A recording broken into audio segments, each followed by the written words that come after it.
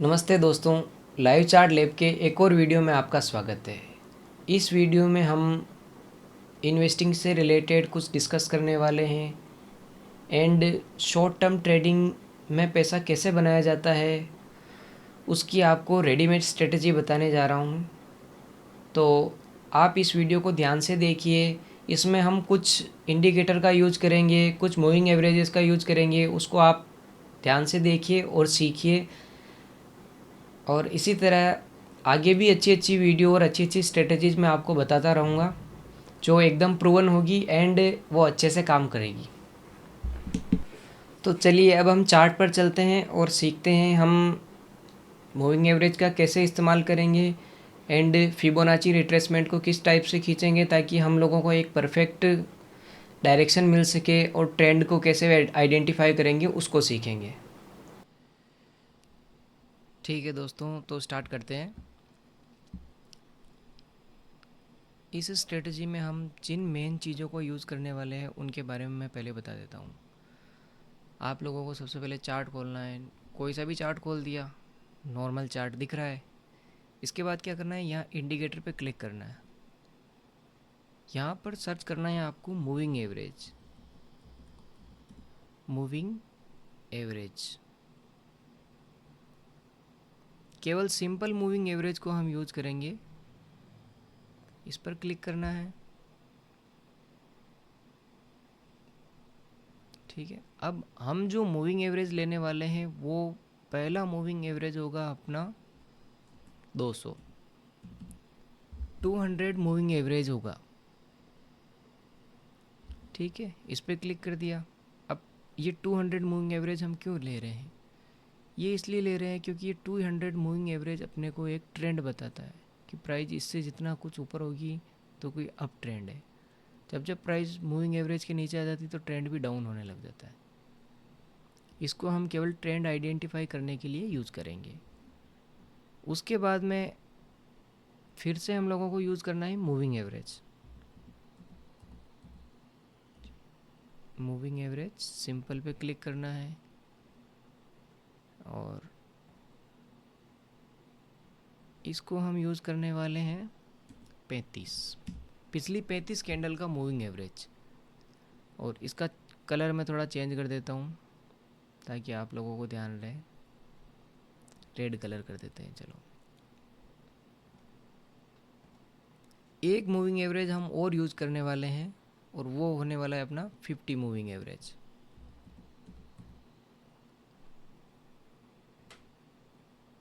वो होगा अपना 50 कैंडल का मूविंग एवरेज। बहुत सिंपल स्ट्रेटजी है और बहुत अच्छी स्ट्रेटजी है। आप लोगों को एक ही बार में समझ में आ जाएगी और बहुत अच्छे से काम करती है। इसका हम कलर चेंज कर देते हैं, स्काई ब्लू से कर देते हैं। चलो थोड़ा पर्पल कलर कर देते हैं। ठीक है, तीनों मूविंग एवरेज प्लॉट हो गए अपने। पहला है 200 मूविंग एवरेज, ये जो नीली वाली लाइन है ये 200 मूविंग एवरेज।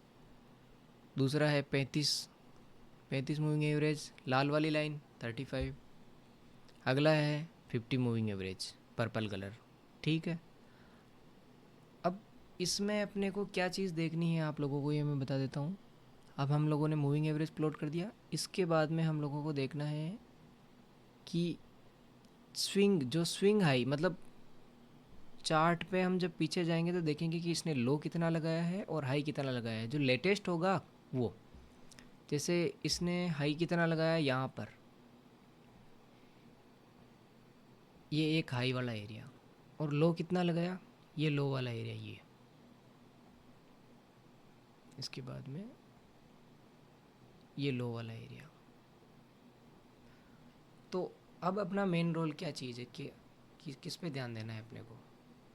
अपने को एक चीज़ और ड्रॉ करनी है, वो है फिबोनाची रिट्रेसमेंट। आप इस पर क्लिक करोगे, यहाँ लिखा आ जाएगा फिब रिट्रेसमेंट। इस पर क्लिक करना है। स्विंग हाई से स्विंग लो की तरफ मार्क करना है अपने को।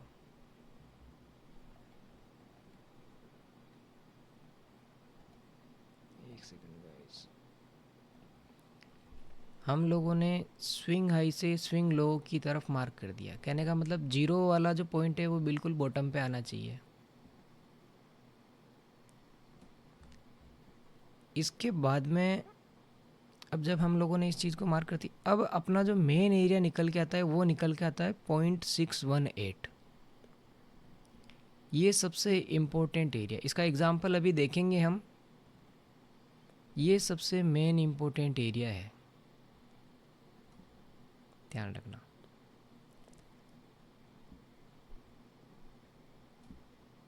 ठीक है। अब अब अब ध्यान से सुना। अब जैसे ही प्राइस इसको क्लोज, मतलब इसको क्रॉस करके क्लोज कर दे, डेली टाइम फ्रेम यूज़ करना है और कैंडल इसके ऊपर क्लोज हो जाए, तो अपने को ये पता चल रहा, मतलब इतना पता चल जाता है कि ट्रेंड इसका रिवर्स हो चुका है। अब इसमें सेलिंग आने के चांस बहुत कम है, क्योंकि ये पूरा स्ट्रेच होके एक बार के लिए अब ये रेडी हो चुका है कि अब मैं ऊपर ही जाऊंगा। एक बार फिर से किसी और स्टॉक में देखते हैं ताकि समझ में आ जाएगा। कौन सा स्टॉक लेते हैं, चलो जिंदल स्टील ले लेते हैं, JSL।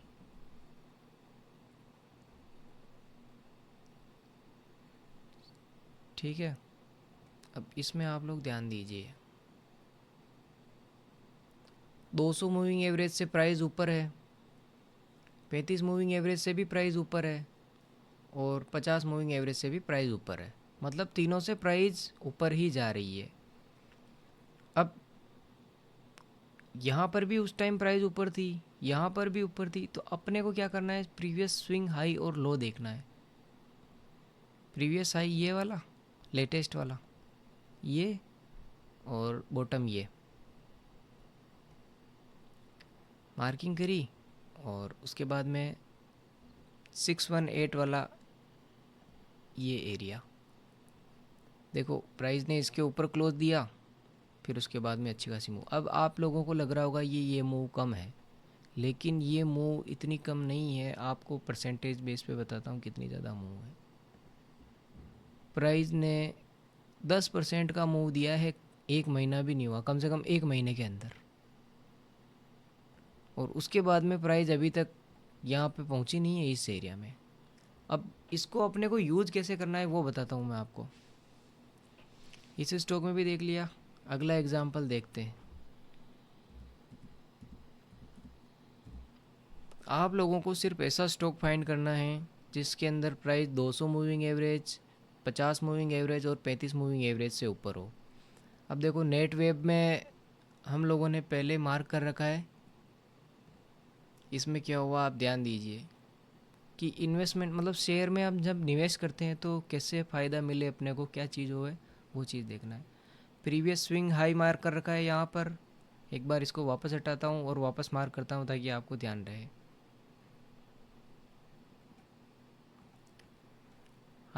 हाई वाला एरिया ये प्रीवियस, ये हाई और ये इसका लो। यहाँ से हाई मार्क किया, यहाँ से लो मार्क किया। अब अपने को देखना है कि 618 वाला लेवल कहाँ आ रहा है। 0.618 का लेवल आ रहा है 2300.80 पे। जैसे ही प्राइस ने 2300.80 के ऊपर क्लोज किया, कुछ दिन डाउन आई, उसके बाद में वापस ऊपर जाने लग गई, ऊपर जाने लग गई। तो अब आप देखोगे कि 0.618 से इसने कितना परसेंट रिटर्न दे दिया।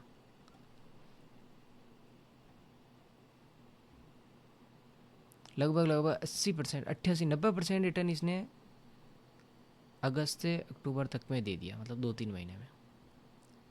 अगस्त और सितंबर, 2-2.5 महीने मान लो आप, 2 महीने मान लो एटलीस्ट।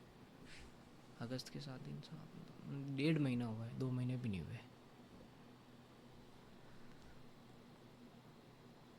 20 ठीक है, आ गया समझ। सिंपल सी स्ट्रेटजी है, कुछ भी नहीं करना है बहुत। अब जिनको क्या डिमांड सप्लाई का पता है, उन लोगों को तो एंटर होने के लिए अच्छे अच्छे जोन अभी भी बताया कि डिमांड जोन यहाँ है, यहाँ है, यहाँ है, यहाँ है, यहाँ है। ऐसे डिमांड जोन में एंटर होते हैं। लेकिन अब जैसे ये जोन चल गया, अब ऐसे छोटे छोटे जोन में हम एंटर नहीं ले पाते। उसके लिए आपको एक इन्वेस्टमेंट स्ट्रेटजी ये बता रहा हूँ, ये शॉर्ट टर्म इन्वेस्टिंग में बहुत अच्छा काम करती है और मैंने इससे बहुत अच्छा पैसा बनाया है।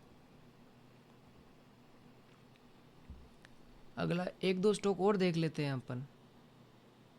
श्याम मेटेलिक देख लो। ऐसा नहीं है कि भाई मैं चार्ट पे बना रहा हूँ जो चल रहा है, आप खुद से इस चीज़ को टेस्ट करके देख लेना। ये स्ट्रेटजी प्रूवन है, काम करेगी, आप लोगों को अच्छा पैसा बना के देगी और ट्रेंडिंग मार्केट में तो बहुत ही अच्छा पैसा बना के देगी आपको। इसमें अब आप देखिए स्विंग हाई और लो कहाँ दिख रहा है, ये स्विंग हाई दिख रहा है, ये एरिया।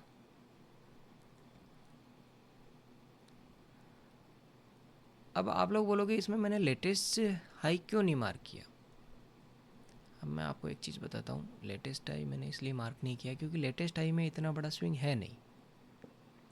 और अगर अपन मान लो ये प्राइस एक्शन तो बाद में बना, पहले ऐसा बनता जा रहा था, ठीक है। अब हम देखते हैं प्राइस ने हाई यहाँ लगाया, उसके बाद में ये लगाया, तो जब तक वो 61 का लेवल पार नहीं होता तब तक अगर लो लगाती है तो अपनी एंट्री ऑलरेडी इनवैलिड है, अपने को उसमें कोई एंट्री लेनी ही नहीं है। जैसे ही स्विंग हाई 61 के लेवल को पार होता है उसके बाद में एंट्री, उसके बाद में प्राइस में मोमेंटम आता है। अब इतने छोटे छोटे स्विंग अपने को नहीं देखने, ये बिल्कुल छोटा सा स्विंग है, ये इसको आप अवॉइड कर देना। जितना अच्छा स्विंग होगा उतना अच्छा रिटर्न मिलेगा आपको।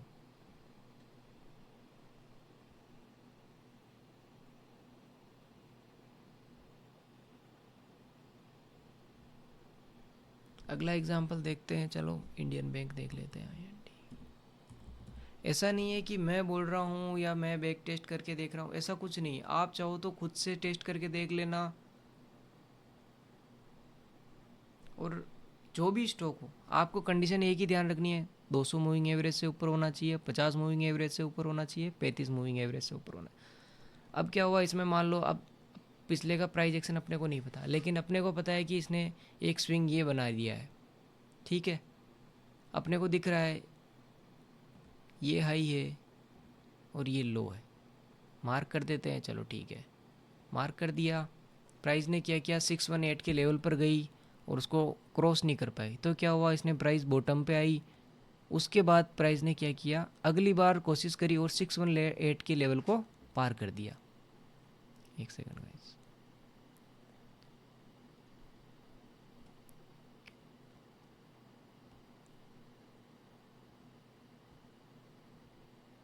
इस लेवल को जैसे ही इसने पार किया, थोड़ा सा डाउन आई, उसके बाद में प्राइस कहाँ जा चुकी है देखो, अभी तक इस लेवल तक पहुँच नहीं पाई। 618 का लेवल मैं मार्क कर देता हूँ, इस जगह पर है ये 618 का लेवल है।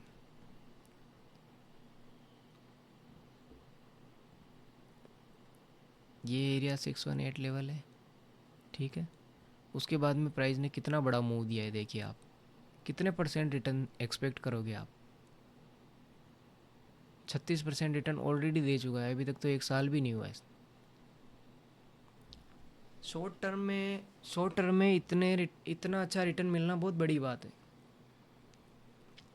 कुछ लोग बोलते हैं कि हाँ मेरे को इन्वेस्ट करना है, शॉर्ट टर्म इन्वेस्टिंग करनी है, तो आप लोग इस चीज़ को ध्यान में रखते हुए इन्वेस्ट कीजिए, कोई दिक्कत नहीं है। और अगर डीप में सीखना है ये चीज़ कि भाई कैसे काम कर रही है, क्या कर रही है, तो उसके ऊपर मैं धीरे धीरे और वीडियोस बनाता रहूँगा, उसमें आपको सिखा दूँगा। अब रही बात, ये तो अपन बैक टेस्ट कर रहे हैं उसकी, लेकिन अब रियल में कैसे क्या होगा प्राइस एक्शन अपने को थोड़ी ना पता है, तो उसका भी देख लेते हैं। एक एग्ज़ाम्पल मैंने एक दिन लाइव में आपको शेयर किया था, MMTC। इसको मैंने अपने डिमांड सप्लाई अप्रोच के अकॉर्डिंग तो अपनी एंट्री एग्जिट अपन ने बराबर बना रखी है, लेकिन अब प्राइस आप ध्यान दीजिए, प्राइस क्या हो रहा है। 200 मूविंग एवरेज वाली लाइन यहाँ पर है जिससे प्राइस ऊपर है, 35 मूविंग एवरेज से भी ऊपर है, 50 मूविंग एवरेज से भी ऊपर है। तो हम क्या करते हैं, इसमें खींचते हैं फिबोनाची रिट्रेसमेंट।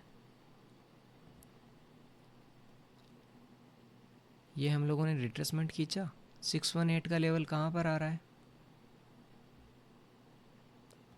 77.44। जिस दिन ये प्राइस इसको क्लोज कर देगी ऊपर, फिर मैं बता रहा हूँ आपको, कभी ये लो नहीं टूटने वाला, ये लो नहीं टूटेगा।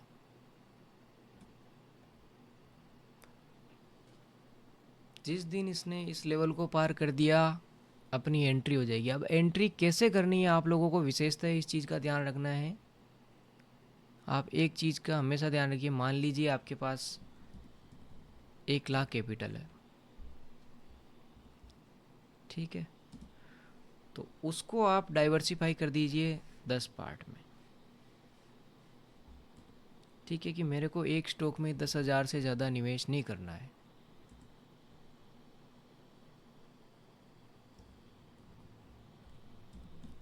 ठीक है, टोटल अपने पास कितने स्टॉक आ जाएंगे? 10 स्टॉक।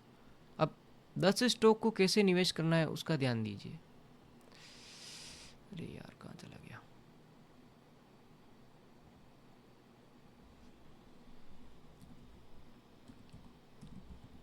कैपिटल यूज कर रहे हो आप 1 लाख, ठीक है,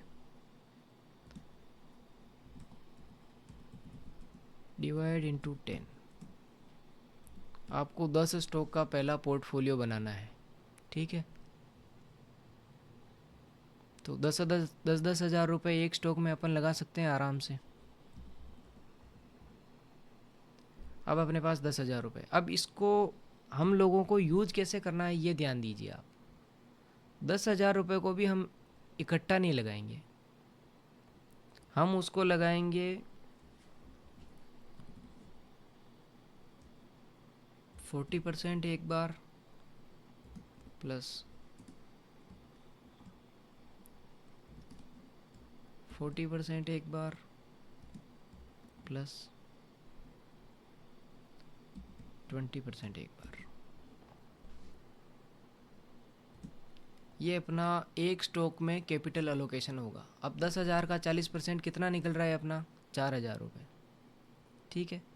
तो आप लोगों को जो निवेश करना है, देखो डायरेक्ट बाय सेल की रिकमेंडेशन नहीं है सेबी के गाइडलाइन के अकॉर्डिंग, लेकिन फिर भी आपको रिस्क मैनेजमेंट भी इसी में समझा देता हूँ कि कैसे आपको निवेश करना है।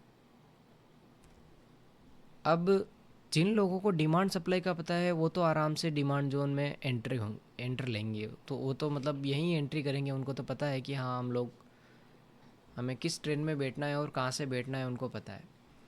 पर अब 618 का लेवल जैसे ही क्रॉस करता है, 40% क्वांटिटी आप लोग यहाँ पर ले सकते हो। मान लो अगर बाई चांस कोई यहाँ जैसे कि 40% यहाँ ले ली, अब मान लो स्टॉक डाउन आ गया, तो वो डाउन कितना आएगा उसको आप यहाँ इस एरिया में, ये पूरा एरिया बाइंग का एरिया ही होगा। उसके बाद ये जो खेल होने वाला है ना बायर्स का, इसी एरिया में होने वाला है। तो आप लोगों को 40% आपको यहाँ पर इन्वेस्ट करना है। उसके बाद में नेक्स्ट डिमांड जोन अगर कोई बना हुआ हो जैसे ये है, तो 40% क्वांटिटी अपने को यहाँ ऐड करनी है अगर प्राइस डाउन आती है तो। और नहीं तो अगर ये जोन भी टूटता है तो उसके बाद में इस जोन में अपने को 20% क्वांटिटी ऐड करनी है। तो उससे क्या होगा, आपकी प्राइस ऑलरेडी एवरेज हो चुकी होगी। अगर मान लो यहीं से प्राइस चल जाए तो और अच्छी बात है, अब कोई बात नहीं, कम पे कैपिटल पे कम रिटर्न मिलेगा, कोई दिक्कत नहीं है। पर एटलीस्ट हम लोगों को ऐसा तो नहीं होगा कि मान लो अगर यहाँ से प्राइस डाउन आ गई तो अपने को फिर रिग्रेट हो।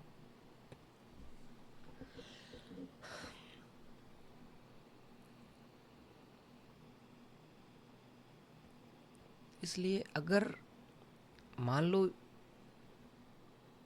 कैपिटल अपन 1 लाख यूज़ कर रहे हैं,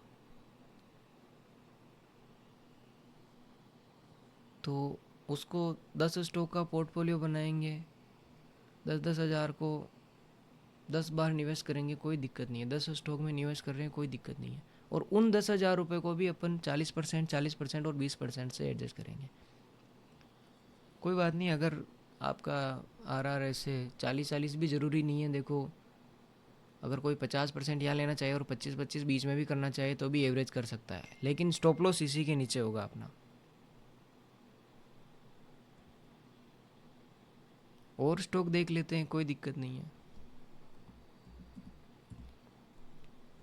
IFCI।